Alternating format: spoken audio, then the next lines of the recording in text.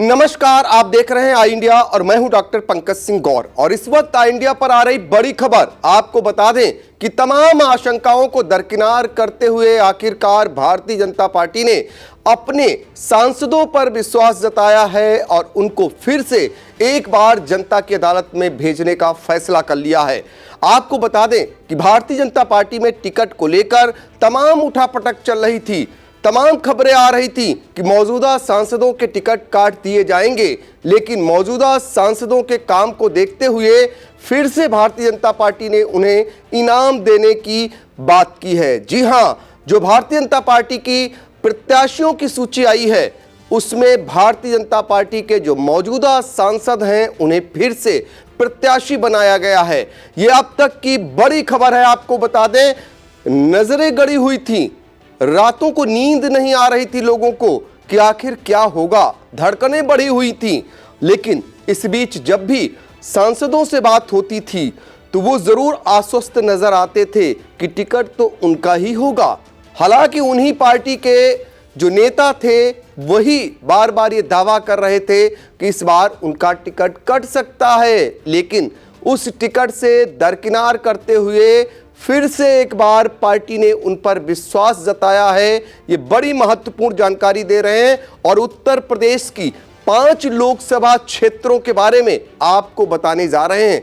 दरअसल सीतापुर और लखीमपुर की जो 5 लोकसभा क्षेत्र हैं, यहां के बारे में आपको इसलिए जानकारी दे दें क्योंकि इन पर सबकी नजरें लगी हुई थी, जिनमें से 2 केंद्रीय मंत्री हैं और एक पार्टी की राष्ट्रीय उपाध्यक्ष हैं, राजेश वर्मा, जो सीतापुर के सांसद हैं और उनका चौथी बार पिछली बार सांसद चुने गए थे, इसलिए उन पर सबकी निगाहें लगी हुई थीं। लेकिन राजेश वर्मा पर पार्टी ने फिर से विश्वास जताया, उनके काम को सराहा है और उन्हें फिर टिकट का इनाम दिया है।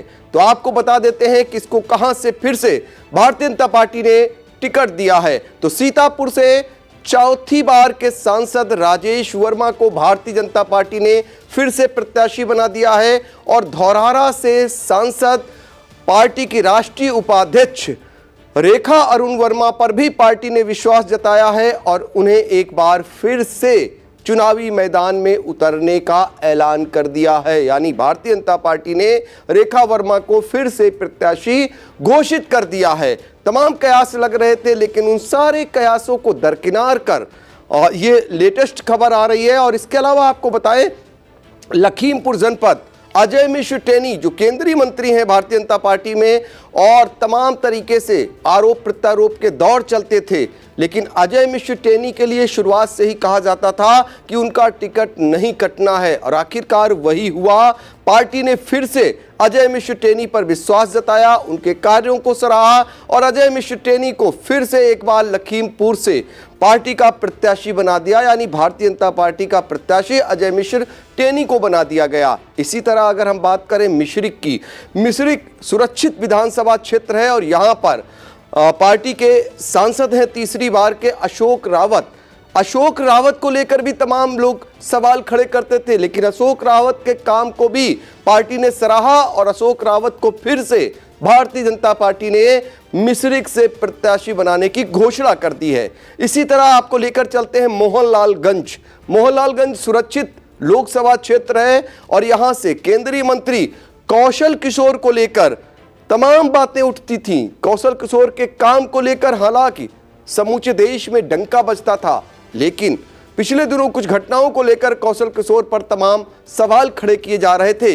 लेकिन कौशल किशोर पार्टी की नज़रों में फिर से अव्वल साबित हुए और पार्टी ने उन्हें मोहनलालगंज से भारतीय जनता पार्टी का प्रत्याशी घोषित कर दिया है। तो कुल मिलाकर भारतीय जनता पार्टी की जो सूची आ रही है वो उसको आपको बताते हैं। 195 प्रत्याशियों की सूची आई है जो देश के तमाम राज्यों के प्रत्याशी बनाए गए हैं, जिनमें उत्तर प्रदेश से अकेले 51 प्रत्याशी घोषित किए गए हैं। लखनऊ से राजनाथ सिंह के बारे में जो कहा जाता था, आखिरकार वही प्रत्याशी घोषित हुए।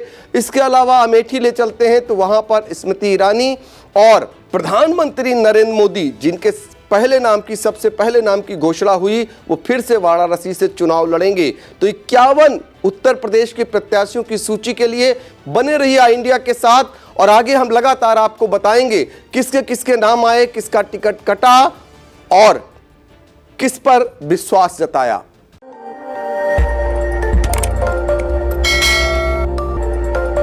खबर आपकी, नजर हमारी। देखते रहिए आई इंडिया।